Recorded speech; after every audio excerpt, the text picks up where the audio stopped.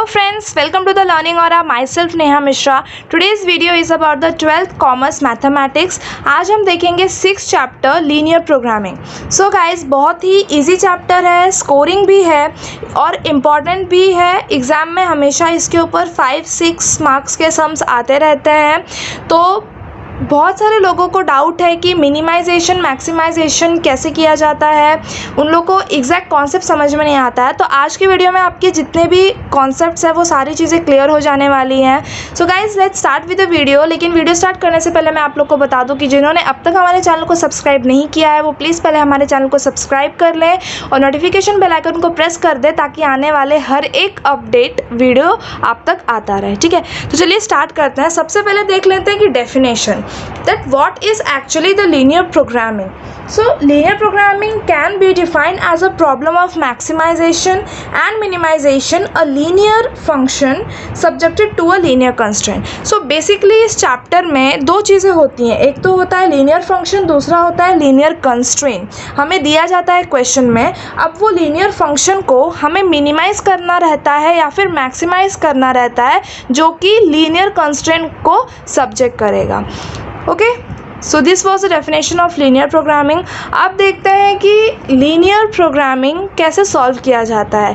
तो 12th में हमें दो मेथड दिया है लीनियर प्रोग्रामिंग को सॉल्व करने के लिए. जो एक है सिंप्लेक्स मेथड जिसमें हमें इक्वेशन फॉर्म करना रहता है और दूसरा है हमारा ग्राफिकल मेथड जिसमें हमें ग्राफ से फाइंड आउट करना रहता है आंसर. हमें ग्राफ प्लॉट करना पड़ता है मिनिमाइजेशन और मैक्सिमाइजेशन का. तो हम एक एक करके दोनों भी मेथड से सॉल्व करेंगे. सबसे पहले हम लोग देखते हैं सिंप्लेक्स मेथड या फिर equation forming method. So guys हमारा पहला क्वेश्चन है, in a cattle breeding farm it is prescribed that the food ration of one animal must contain 14, 21 and 1 unit of nutrients A, B and C respectively. Two different kinds of fodders are available. Each unit of these two contains following amount of 3 nutrients. The cost of the fodder 1 is 3 per unit and that of the fodder 2 is 2 per unit. Formulate the LPP to minimize the cost. अब ये LPP का problem है और ये इसमें हमें क्या करना है, मिनिमाइजेशन करना है. अब वो हम कैसे करेंगे, तो सबसे पहले हमें क्वेश्चन समझने की ज़रूरत है. बहुत सारे लोगों को क्वेश्चन ही समझ में नहीं आता है कि क्या डेटा दिया रहता है. कभी कभी क्या रहता है, अभी ये क्वेश्चन में तो हम लोग को टेबल दिया है लेकिन कोई कोई क्वेश्चन में हमें टेबल प्रोवाइड नहीं किया जाता है. तो इसके वजह से हमें डेटा कलेक्ट करने में बहुत ज़्यादा प्रॉब्लम हो जाता है. तो सबसे पहले ज़रूरी ये चीज़ है कि हमें क्वेश्चन समझना चाहिए ताकि उसमें से डेटा निकल सके. ठीक है, तो यहाँ पे क्या दिया है, in a cattle breeding form it is prescribed that the food ration of one animal must contain 14, 21 and 1 unit of nutrients A, B and C. ठीक है, तो न्यूट्रिएंट क्या है यहाँ पे, A, B और C. और दो तरह के फोडर्स अवेलेबल हैं, फोडर 1 एंड फोडर 2. तो cost of fodder 1 is ₹3 per unit and that of fodder 2 is 2 per unit. तो ये सारे डिटेल्स हमें दिए हुए हैं, इसी को यूज़ करके हमको मिनिमाइज करना है. ठीक है, so guys let's start with the solution. Question number 1 हम लोग ने देख लिया, अब उसका हम लोग आंसर सॉल्व करेंगे. तो ऐसे हमारा आंसर आएगा, पूरा अच्छा स्टेप वाइज फॉर्मेट में हम लोग को लिखना है. सो गाइज ये देखो, let x be the unit of fodder 1 and let y be the unit of fodder 2.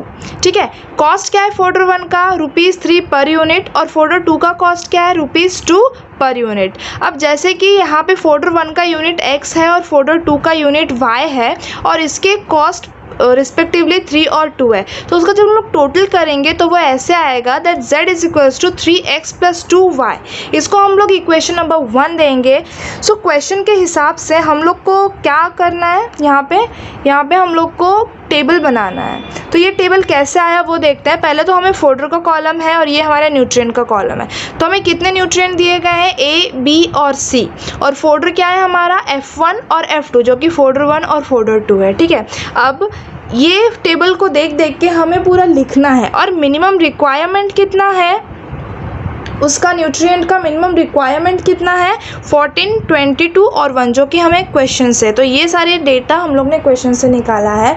अब from the above table what data can be collect is that, from above table अब हमें टेबल को देखना है और क्या रहेगा, from the above table fodder constraint. ठीक है, अभी देखो इसको हम लोग को क्या लिखना है, ये क्या हो जाएगा, न्यूट्रिएंट ए का, फॉर न्यूट्रिएंट ए क्या होगा, 2x + y ठीक है, ये क्या है ए के लिए, फॉर न्यूट्रिएंट बी क्या आएगा, ये 2x प्लस 3y, ये किसके लिए, बी के लिए है। और क्या लिखना है, फॉर न्यूट्रिएंट सी, सी के लिए क्या है, x प्लस वाई, ये किसके लिए है, सी के लिए है, ठीक है। अब उसके रिस्पेक्टिव मिनिमम रिक्वायरमेंट क्या है, इसका क्या है 14, इसके लिए क्या है 22 और इसके लिए क्या है 1। ओके, इतना समझ में आया। अब हमें क्या करना है, देयरफॉर कंस्ट्रेंट्स आर, ठीक है। अब हम लोग ने देख लिया कि न्यूट्रिएंट ए के लिए हमारा ये इक्वेशन फॉर्म होता है, न्यूट्रिएंट बी के लिए हमारा 2x प्लस 3y फॉर्म होता है और न्यूट्रिएंट सी के लिए x प्लस वाई फॉर्म होता है, और इसके रिस्पेक्टिवली मिनिमम रिक्वायरमेंट भी हमें ऑलरेडी दिए गए हैं क्वेश्चन में। तो हमारा कंस्ट्रेंट कैसे फॉर्म होगा, देयरफॉर कंस्ट्रेंट्स आर, पहला वाला देखते हैं, 2x plus y will be greater than और equals to 14। Okay, next 2x plus 3y should be greater than और equals to 22 and x plus y should be greater than और equals to 1। Okay, इतना समझ में आया। अब क्या करना है, since the numbers are of unit that is x and y can not be negative, ठीक है। अब x और y हमारा निगेटिव नहीं हो सकता है, इसकी वजह से हम लोग को क्या लिखना है, x should be greater than और equals to 0 and y should be greater than और इक्वल्स टू 0, क्योंकि हमारा x और y कभी भी निगेटिव नहीं हो सकता है, ठीक है। Hence the given LPP can be formulated as, hence the given PPT can be formulated as, हमें क्या करना है, मिनिमाइज ना, तो हम क्या लिखेंगे, मिनिमाइज z, हमारा क्या दिया, ये कंस्ट्रेंट है, लीनियर कंस्ट्रेंट, तो वो हमें लिखना है z is equals to 3x plus 2y, ठीक है। और सब्जेक्टेड टू क्या आएगा, एक एक करके हमें सब लिखना है, subjected to 2x plus y greater than और equals to 14, 2x plus 3y greater than और equals to 22, x plus y greater than or equals to 1 and x greater than or equals to 0 and y greater than or equals to 0। Okay, सो ऐसे पूरे format में आपको answer करना है, therefore this is what we have to write। Okay, बहुत ही simple था, I hope आप लोग को समझ में आया होगा। बढ़ते हैं नेक्स्ट क्वेश्चन की तरफ। A manufacturer produces bulbs and tubes, each of this must be produces through 2 machines. Okay, so guys हमारा नेक्स्ट क्वेश्चन देखते हैं। A manufacturer produces bulbs and tubes, each of this must be processed through 2 machines M1 and M2। The package of bulbs requires 1 hour of work and machine M1 and 3 hours of works on machine M2। A package of a tubes requires 2 hours on machine M1 and 4 hours on machine M2। He earns a profit of rupees 13.5 per package on bulbs and rupees 55 per package on tubes। Formulate the LPP to maximize the profit। अब guys पहले question अच्छे से समझ लेते हैं कि एक manufacturer है जो कि बल्ब और ट्यूब्स प्रोड्यूस करता है, ठीक है। अभी हर एक बल्ब और ट्यूब्स 2 मशीन से होके प्रोड्यूस होती है, M1 और M2, ठीक है। अभी बल्ब्स को प्रोड्यूस करने के लिए मशीन M1 में 1 घंटा लगता है और M2 में 3 घंटा लगता है। वहीं पैकेजेस ऑफ ट्यूब को मशीन M1 में 2 घंटा लगता है और M2 में 4 घंटा लगता है, और वो बल्ब से रुपीज़ 13.5 पर पैकेज अर्न कर रहा है प्रॉफिट, और ट्यूब से रुपीज़ 55 पर पैकेज प्रॉफिट अर्न कर रहा है। तो हम लोग को फॉर्मुलेट करना है LPP to maximize the profit. अब ये मैक्सिमाइजेशन का समय देखते हैं हम इसे कैसे सॉल्व करते हैं। सो गाइस पहले ही एग्जाम्पल की तरह हमें यहाँ पे भी पूरा प्रॉपर फॉर्मेट में लिखना है। तो क्या लिखेंगे, let the number of packages of bulb be ₹X and that of the tube be Y। Okay, अब जो बल्ब था वहाँ से हमें कितना प्रॉफिट मिल रहा है, ₹13.5, और ट्यूब से कितना प्रॉफिट मिल रहा है, ₹55। सो टोटल प्रॉफिट पी हमारा कितना हो जाएगा, 13.5x प्लस 55y। ठीक है, इसको हम लोग को क्या करना है, इक्वेशन 1 बनाना है, और ये हो गया हमारा लीनियर कंस्ट्रेंट। ठीक है, तो गाइस यहाँ पे टेबल बनाया है,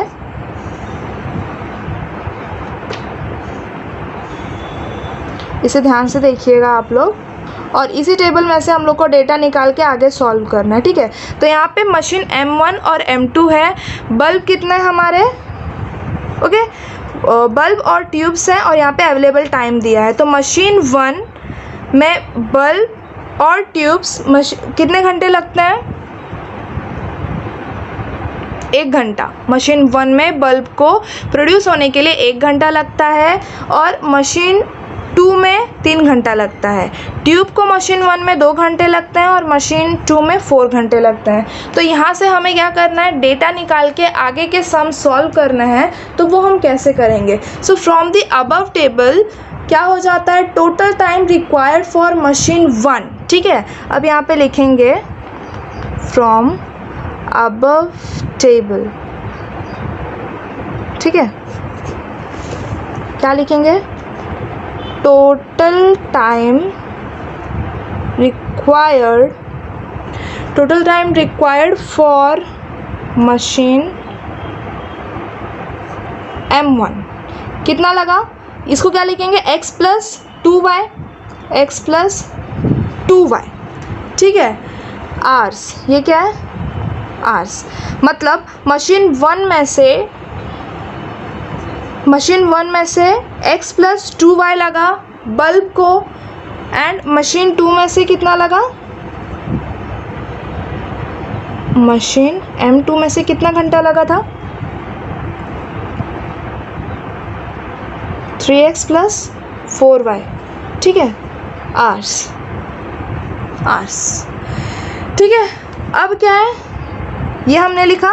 अब अवेलेबल टाइम, ठीक है, machine M1 and M2 are available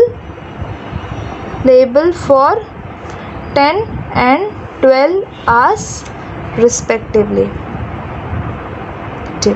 ठीक है, तो अब क्या करना है, therefore हमारा कंस्ट्रेंट कैसे फॉर्म होगा, x plus 2y is less than or equals to 10 and 3x plus 4y should be less than or equals to 12।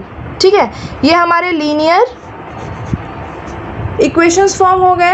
अब क्या करना है, सिंस, क्या लिखना है, since x and y can not be negative, therefore x क्या होगा, greater than और equals to 0 and y also will be greater than और इक्वल्स टू 0। ठीक है, अब यहाँ तक हमें समझ में आया। नेक्स्ट, अगर इतनी सारी चीज़ें हैं, देयरफॉर क्या लिखना है, therefore given LPP can be maximized as, ठीक है, कैसे लिखना है, maximise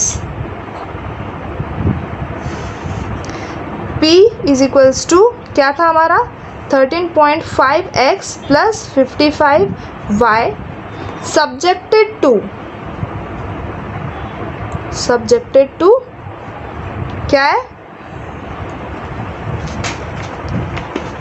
x plus 2y less than और equals to 10 and 3x plus 4y less than or equals to 12 and x should be greater than or equals to 0, y should be greater than or equals to 0। तो ये आ गया हमारा final answer. तो guys देखते हैं हमारा next question. Company makes a concrete bricks made up of cement and sand. Weight of the concrete bricks has to be at least 5 kg. Cement cost ₹20 per kg and sand cost ₹6 per kg. Strength consideration of a concrete bricks should be minimum of 4 kg cement and not more than 2 kg of sand. Form the LPP to cost to be minimize. ठीक है, अभी पहले question को समझने की कोशिश करते हैं कि company makes a concrete brick. Company है जो कॉन्क्रीट ब्रिक बनाती है जो कि सीमेंट और सैंड से बनी हुई है। कॉन्क्रीट की ब्रिक एटलीस्ट उसका जो वेट है कॉन्क्रीट ब्रिक का वो एटलीस्ट 5 kg होना चाहिए। जो सीमेंट और सैंड लग रहे हैं उसके कंस्ट्रक्शन में वो 20 kg और 6 kg के होंगे। और जो ब्रिक के स्ट्रेंथ की कंसिडरेशन में 4 kg सीमेंट रहेगा और not more than 2 kg of sand रहेगा। ठीक है, तो अभी हम लोग को LPP सॉल्व करना है, कॉस्ट टू बी मिनिमाइजेशन। ठीक है, अभी ये वापस से मिनिमाइजेशन का प्रॉब्लम है, चलिए हम लोग इसको सॉल्व करते हैं। सो हमें पहले ऐसे लिख लेना है, let the company use X kg of cement and Y kg of sand. ठीक है, सीमेंट कॉस्ट ₹20 पर kg, सैंड कॉस्ट ₹6 पर kg। सो टोटल कॉस्ट कितना हो जाएगा 2x + 6y। इसको इक्वेशन नंबर 1 बनाना है। टोटल कॉस्ट ऑफ ब्रिक कितना है, टोटल कॉस्ट ऑफ ब्रिक कितना होगा x + y kg। Since the weight of a bricks should be at least 5 kg। ठीक है, अभी total cost weight of brick कितना होगा x + y, क्योंकि ब्रिक किससे बन रहा है हमारा, सीमेंट से और सैंड से, जो कि x and y है। So the total weight of BRICS will be x and y। अब उसका जो वेट हमें ऑलरेडी दिया है ब्रिक्स का वो कितना है, at least 5 kg। Okay, so it should be greater than और equals to 5। And since the concrete contains minimum 4 kg of cement and 2 kg of sand, minimum 4 kg of cement and 2 kg of sand। ठीक है, तो ये y 0 और 2 के बीच में लाई करेगा, minimum 2 kg रहेगा। चलिए इतना समझ में आया। अभी नेक्स्ट देखते हैं, hence the given LPP can be formulated at. अभी हम लोग को LPP फॉर्मुलेट करना है, तो वो हम कैसे करेंगे, मिनिमाइजेशन का सम है, तो यहाँ पे हमें लिखना है मिनिमाइज, पहले लिखना है hence LPP will be formulated as follows. ठीक है, तो मिनिमाइज, इसको हम लोग C पकड़ते हैं। ओके, कॉस्ट को हमने C पकड़ा है, तो minimize C is equals to क्या है 20x + 6y सब्जेक्टेड टू हमारे कंस्ट्रेंट्स क्या है वो हमें एक एक करके सारा लिख लेना है। तो पहले क्या आएगा x + y is equals to greater than और इक्वल्स टू 5। नेक्स्ट क्या आएगा x ग्रेटर देन और equals to 4 and 0 less than और इक्वल्स टू 5 लेस देन और इक्वल्स टू 2। सो ये हो गया हमारा आंसर। सो गाइज, ये हमने आज 3 सम सॉल्व किए सिंप्लेक्स मेथड के, या फिर आप लोग बोलते हैं इक्वेशन फॉर्मिंग मेथड के। आई होप आप लोग को आज का कॉन्सेप्ट समझ में आया होगा। गाइज, अगर कोई भी डाउट हो, किसी भी प्रॉब्लम में आपको नहीं समझ में आया है, कैसे सोल्यूशन फाइंड आउट किया है, तो आप प्लीज़ हमें कमेंट बॉक्स में मेंशन करिए, हम उसको वापस से आप लोग को पर्सनली सॉल्व करके बताएंगे। आपको आज का वीडियो कैसा लगा हमें कमेंट बॉक्स में प्लीज़ मेंशन करिए, और प्लीज़ हमारे चैनल को लाइक करिए, सब्सक्राइब करिए, 12th स्टैंडर्ड में शेयर करिए। मिलते हैं नेक्स्ट वीडियो में हमारा नेक्स्ट ग्राफिकल मेथड के साथ। Till that take care, bye.